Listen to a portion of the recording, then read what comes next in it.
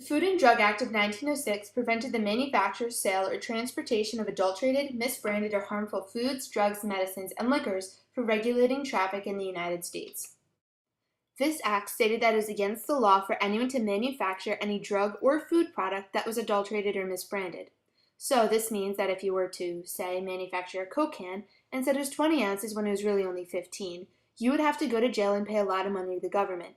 Also, if you were to say that the Coke did not contain any sugar, which as we all know it does, you would face possible imprisonment. This act also stated that if you tried to transport a misbranded or adulterated product across a state or country line, the product could be confiscated from you and possibly destroyed. According to this act, the Secretary of Agriculture is allowed to randomly sample food and drug products for testing. If they find the products were being mislabeled or tainted, then the manufacturer would go to jail and the government would get to keep any and all of the profit. The Food and Drug Act of 1906 also stated that the packaging could not be harmful to people and could not contain any harmful or poisonous ingredients.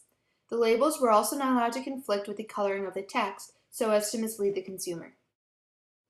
So, by now I'm sure you're wondering why people thought all this was so important.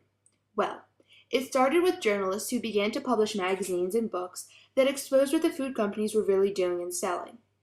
Then, a guy by the name of Wiley decided to do everything he could to try and reform the drug and food codes, and after some smaller scale programs, he brought his idea before the government and eventually created laws to support his views. So, this brings us back to the Food and Drug Act of 1906, also known as the Wiley Act, which gave the federal government new regulatory powers and gave them control over human and animal foods, drugs, and medicines.